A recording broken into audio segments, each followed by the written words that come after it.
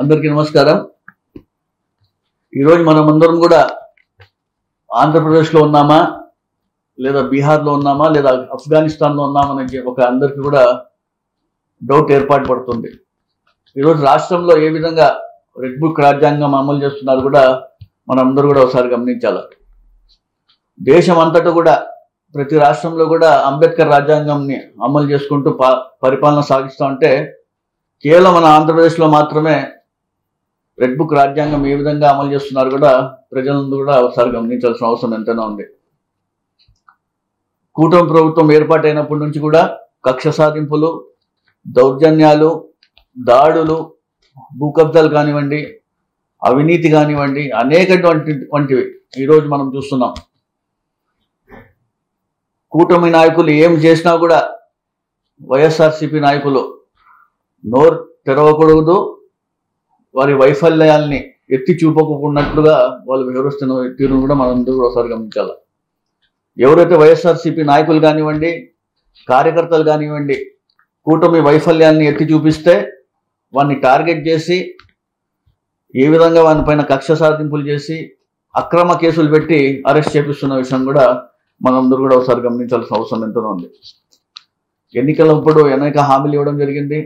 Super 6తో పాటు 143 హామీలు ఇచ్చి ఈరోజు అధికారంలోకి వచ్చి ఏ హామీని నెరవేర్చుకోకుండా కేవలం అబద్ధాలు చెప్పుకుంటా వీళ్ళు కాలాన్ని ఏ విధంగా ముందుకు తీస్తున్న విషయం కూడా ప్రజలందరూ కూడా ఒకసారి గమనించాలి.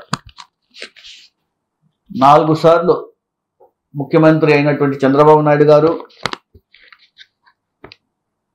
దూరదృష్టి ఉన్నటువంటి ముఖ్యమంత్రి అంటారు. విజన్ 47కి ఏ విధంగా ఆంధ్రప్రదేశ్ ఉండాలని చెప్పడం జరుగుతూ ఉంటుంది. హైదరాబాద్ని నేనే డెవలప్ చేసినాను అంటుంటారు. అలాంటి వ్యక్తి ఈరోజు ఏ విధంగా మాట్లాడుతున్నారు కూడా మీరందరూ ఒకసారి గమనించాలి. ఆయన 1 year పరిపాలనలో పరిపాలన సంబంధించి ఒక ఇంటర్వ్యూలో ఆయన చెప్పడం జరుగుతుంది. ప్రతిపక్ష నేత జగన్మోహన్ రెడ్డి గారికి భూస్థాపితం చేస్తామని చెప్పి అంత పెద్ద మనిషి చెప్తుంటే ఎక్కడ మన రాష్ట్రం పోతున్న విషయం కూడా మనం కూడా ఒకసారి గమనించాలి. జగన్మోహన్ రెడ్డి గారు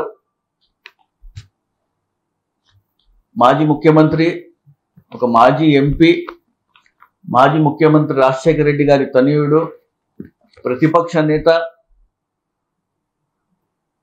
అనేక సంఘటనలు జరిగిన సంఘటనలపైన ఆయన స్పందించే హక్కు ఆయనకు ఉంటుంది. రాష్ట్రంలో ఎక్కడ జరిగినా కూడా అక్కడ వెళ్లాల్సిన పరిస్థితి కూడా ఆయనకు ఏర్పడుతుంది. ఈరోజు మనం చూసుకుంటే రాష్ట్రంలో ఈ కూటమి ప్రభుత్వం ఏర్పడిన నుంచి కూడా ఎన్ని రకాలుగా వైఎస్ఆర్సీపీ నాయకులపైన, కార్యకర్తలపైన ఇబ్బందులు పడుతున్న విషయం మనం చూస్తున్నాం. వాళ్ళందరూ కూడా జరిగిన సంఘటనలు కానివ్వండి, అక్కడికి వెళ్ళి పరామర్శించడం జరుగుతూనే ఉంటుంది. మొన్నటి రోజు మనం చూసుకుంటే సత్యసాయి జిల్లాలో చూసుకుంటే పెహల్గాంలో జరిగినటువంటి సంఘటన, వీరమరణం పొందిన మురళీ నాయక్ గారికి కుటుంబానికి పరామర్శించడానికి రావడం జరిగింది. అదేవిధంగా మనం చూసుకుంటే వైజాగ్లోని చంద్రపాలెం లక్ష్మీ నరసింహస్వామి ఆలయంలో గోడ కూలి కొంతమంది చనిపోతే వారి కుటుంబాలకు కూడా పరామర్శించడానికి వెళ్ళడం జరిగింది. అదేవిధంగా సత్యసాయి జిల్లా రాంగిరి మండలంలో వైఎస్ఆర్సీపీ నాయకుడి పైన టీడీపీ నాయకులు వచ్చి దాడి చేయడంతో అక్కడ ఆయన మరణంతో పాపిరెడ్డిపల్లి వెళ్ళి అక్కడ కూడా జగన్మోహన్ రెడ్డి గారు పరామర్శించడం జరిగింది. తిరుపతిలోని తొక్కిసలాట జరిగితే అక్కడ కూడా పద్మావతి హాస్పిటల్ వెళ్ళి కూడా అక్కడ కూడా పరామర్శించిన విషయం కూడా మనందరికీ తెలిసినదే. మరి ముఖ్యంగా గుంటూరులోని వలంనేని వంశీని పరామర్శించడం జరిగింది. అక్రమ కేసులు పెట్టి నందిగామ సురేష్ని అరెస్ట్ చేయడంతో అక్కడ కూడా వెళ్ళి విజయవాడలో పరామర్శించడం జరిగిన విషయం కూడా మనం చూసాం. ఇవన్నీ కూడా జగన్మోహన్ రెడ్డి గారు బయటకు వస్తే టీడీపీ నాయకుల్లో భయం పుట్టుకుంటుంది. జగన్మోహన్ రెడ్డి గారు బయటకు వస్తే ఏ విధంగా జనాలు తండోపతండాలు వస్తున్నారు. వీరాభినభినం కలిగిన వ్యక్తి జగన్మోహన్ రెడ్డి గారు. ఈరోజు చంద్రబాబు నాయుడు గారు 4 సార్లు ముఖ్యమంత్రి అయినా కూడా ఆయనకు ఆ పబ్లిక్లో క్రేజ్ లేదు, ఆ పాపులారిటీ లేదు. జగన్మోహన్ రెడ్డి గారికి ఇండియాలోనే మోస్ట్ పాపులర్ పొలిటికల్ లీడర్ ఉన్న కూడా నేను గట్టిగా చెప్పగలుగుతాను. ఆంధ్రప్రదేశ్లోనే అంత క్రేజ్ ఉన్న వ్యక్తి ఎవరైనా ఉన్నారంటే కూడా జగన్మోహన్ రెడ్డి గారే అని కూడా గట్టిగా చెప్పొచ్చు. అంత క్రేజ్ ఉన్న వ్యక్తి జగన్మోహన్ రెడ్డి గారు.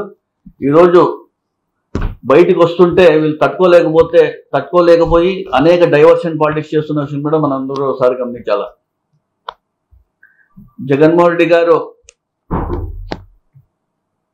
ఏ మాట చెప్పినా ఆ మాటపై నిలబడ్డారు కాబట్టి ఆయన అధికారంలో ఉన్నా ప్రతిపక్షంలో ఉన్నా ప్రజలు ఆయన చూపించే అభిమానమే ఎప్పటికీ ఒకే రకంగా ఉండే విషయం కూడా నేను అందరికి తెలియజేస్తున్నాను. అదేవిధంగా మనం చూసుకుంటే కన్నా 2-3 రోజుల కింద జరిగిన సంఘటన రెంటపాలెంలో ఆయన అక్కడ వెళ్ళడం జరిగింది. టీడీపీ కార్యకర్త అయినటువంటి రవితేజ, టీడీపీ సభ్యత్వం కలిగిన రవితేజ ఒక పుష్ప 2 డైలాగ్కి సంబంధించి ఒక ప్లే కార్డ్ పట్టుకోవడం జరిగింది. ఆ పుష్ప 2 డైలాగ్ని పట్టుకుని ప్లే కార్డ్ని సంబంధించి ప్లే కార్డ్ని చూసుకొని ఈరోజు టీడీపీ నాయకులు ఏ విధంగా కాంట్రవర్సీ చేస్తున్నారు కూడా రాష్ట్రం అంతా కూడా ఒకసారి గమనించాలి. జగన్మోహన్ రెడ్డి గారు ఎక్కడైనా కూడా పుష్ప 2 డైలాగ్ గురించి మాట్లాడారా? ఆ అబ్బాయి ఎవరో పట్టుకోండి ప్లే కార్డ్ ఒక జర్నలిస్ట్ చెప్పింటే అదే దానికి రిపీట్ చేసిన విషయం కూడా మనందరూ కూడా ఒకసారి గమనించడం జరిగింది. దాని తర్వాత చంద్రబాబు నాయుడు గారు ఏం చెప్పడం జరిగింది? ప్రతిపక్ష నేతకి బూత్ స్థాపితం చేస్తామని చెప్పి చంద్రబాబు నాయుడు గారు చెప్పడం జరుగుతుంది. బుచ్చయ్య చౌదరి గారు సీనియర్ నాయకుడు, ఓల్డ్ మోడల్, ఆయన ఏం చెప్తున్నారన్న, నీ తల నరకచ్చు కదా అంటారు. ఆయన అంత పెద్ద మనిషి జగన్మోహన్ రెడ్డి గారికి నీ తల నరకచ్చు కదా, నీకు జీవించే హక్కు ఉందా అని చెప్పి చెప్పడం జరుగుతుంది. ఒక సీనియర్ నాయకుడు అయినటువంటి బుచ్చయ్య చౌదరి గారు ఇలాంటి మాటలు మాట్లాడుతుంటే ఏ విధంగా పరిపాలన సాగుతుందో కూడా మన రాష్ట్రంలో ఒకసారి గమనించాలి. అదేవిధంగా మనం చూసుకుంటే ఇక్కడ మొన్నటి రోజు మనం చూసుకుంటే గుమ్మనూరు జయరాం గారు వచ్చే స్థానిక సంస్థల ఎన్నికల్లో ఏ ఒక్క వైసీపీ నాయకుడు కూడా నామినేషన్ వేయకూడదు అంటున్నారు. ఇదేమన్నా ప్రజాస్వామ్య దేశంలో ఉన్నామా, ఇక్కడున్నామా కూడా ఒకసారి అందరూ గమనించాలి. లోకేష్ గారు రెడ్ బుక్ క్లోజ్ చేసిన గుమ్మనూరు జయరాం గారు ఓపెన్ చేస్తారంట. ఫస్ట్ ఆయన సొంత బుక్ చూసుకోమనండి. బుక్లో పేజీలన్నీ ఊడిపోతున్నాయండి. ఆ బుక్ బైండింగ్ చేసుకుంటే బాగుంటుంది. ఈరోజు ఆయన కూడా అనేక విమర్శలు చేస్తున్నారు. ఆయన ప్రజలందరూ ఒకటి గమనించాలి.